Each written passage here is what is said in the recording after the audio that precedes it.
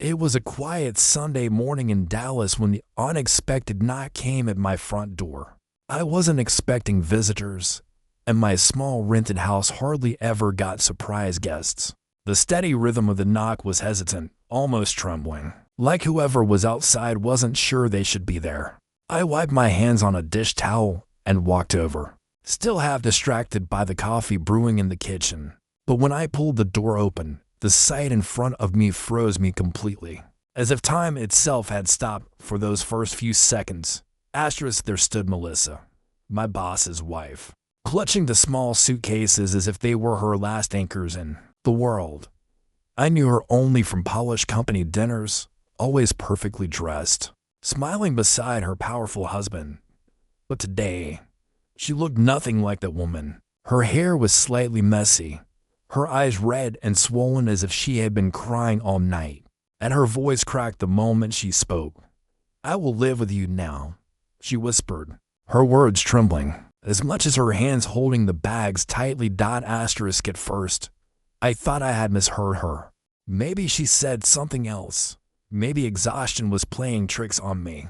But the determined look in her watery eyes told me I had heard correctly. My heart began to race, and confusion surged like a storm inside my head. Why me? Why my doorstep? She was the wife of the man who signed my paychecks, the one who decided my future in the company. And here she was, declaring something that could turn my whole life upside down. I wanted to ask questions immediately, but the silence between us felt heavy, demanding patience. Behind her, the suburban street was quiet, neighbors still asleep or enjoying their lazy morning coffee. If anyone saw her here, if anyone whispered, I knew by tomorrow the whole office would be buzzing with rumors. I quickly stepped aside, wordlessly inviting her in before the world could witness this strange scene. She walked past me, her perfume faint, carrying more sadness than elegance. She set her bags down near the couch and sat slowly, as if the weight on her shoulders was heavier than the luggage she carried. I stood awkwardly for a moment, unsure what to say, unsure how to even begin this conversation. "Are you okay?" I finally managed, though it sounded far too small for the storm she seemed to bring with her. Melissa gave a faint smile that didn't reach her eyes.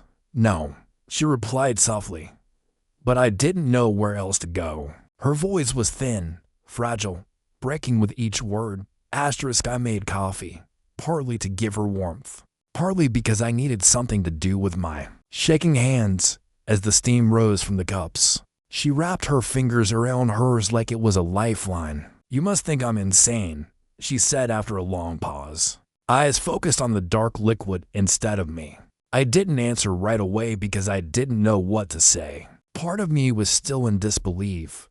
Part of me felt a strange responsibility. Now that she was here, in my home, asking for refuge, slowly, she began to explain without me even prompting her. "That house, it looks so big, so perfect, but it's so empty. He's never there, and when he is, it feels like I don't exist." Her voice cracked again, and for the first time, I saw tears roll down her cheeks. She wiped them quickly, embarrassed, but the pain was impossible to hide. I just wanted to feel like someone saw me, like I wasn't invisible anymore. "I know it's strange, coming here, but you're the only one I thought of." Her words pierced me unexpectedly. I stared at her, realizing the weight of what she was saying. She wasn't here because of convenience or accident. She had chosen my doorstep for a reason I didn't yet understand. My life had been simple, ordinary, filled with work shifts and quiet nights. But with her arrival, the air in my small living room felt charged, uncertain, and full of possibilities I wasn't prepared for. Melissa sat there, broken but brave enough to knock on my door. And I understood one thing: this moment would change everything. For both of us. The silence and the room felt heavy after her confession, as if the walls themselves were holding their breath. I sat across from her, watching her fingers tighten around the coffee cup like she was holding on to the only steady thing in her life. My mind raced through possibilities. Was she really planning to stay here? Or was this just a desperate moment that would pass by morning? But when she lifted her gaze to mine, her eyes full of quiet determination, I knew she had already decided. She wasn't asking. She was telling me. Melissa's words tumbled out in fragments, like pieces of a puzzle that didn't fit together. I couldn't breathe in that house anymore. Every room echoed. Every dinner was silence. He doesn't even notice when I'm there, or when I'm not. She looked down, ashamed, like she shouldn't be admitting these truths to me of all people. I realized then she wasn't just running away from loneliness, but from the life that had promised her everything and given her nothing. That realization made my chest tighten with both sympathy and fear. I didn't know how to respond, so I listened, letting her voice fill the space.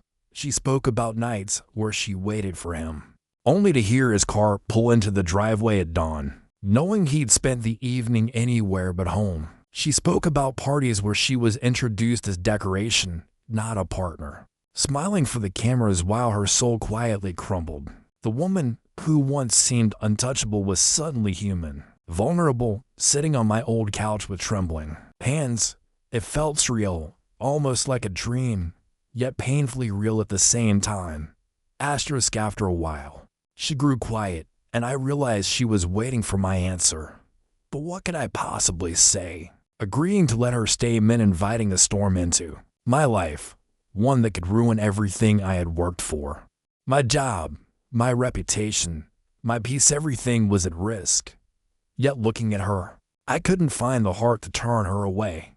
"You can stay here, for now," I finally said, my voice lower than usual, but steady. Relief washed across her face, so strongly that it made me swallow hard. She smiled faintly, the kind of smile that carried more gratitude than words ever could. "Thank you," she whispered, and for a moment, I felt something shift inside me, like a fragile thread connecting the strangers in unexpected circumstances. I carried her bags to the small spare room I barely used, suddenly aware of how plain and modest my house was compared to the mansion she had left behind. But when she saw the room, she didn't complain. She just sat on the bed, exhaling as if it was the first time she could truly breathe. The hours that followed were strange, a blur of silence and small conversations. She asked simple things, like where the grocery store was nearby, whether I had extra blankets, if she could use the washing machine. Ordinary questions, but coming from her, they felt extraordinary.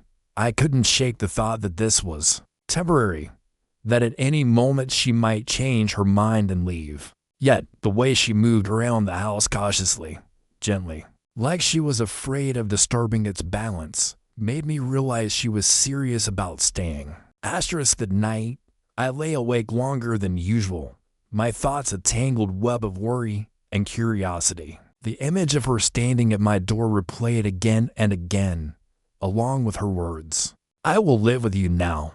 Was this a cry for help, or the beginning of something far more complicated than either of us could handle? I thought about my boss, her husband, the man who controlled my paycheck. If he ever discovered this, my life could crumble in an instant. But still, I couldn't bring myself to regret letting her stay. Morning light spilled through the blinds, and I found her already awake, sitting quietly at the kitchen table with a cup of tea. She looked different, somehow calmer, softer, though the sadness still lingered in her eyes. When she met my gaze, there was a kind of unspoken understanding between us. We were two people from completely different worlds, yet both searching for something real, something that felt alive. I didn't know what the future held, but one thing was certain: her decision to come here had already set our lives on a path we couldn't turn back from.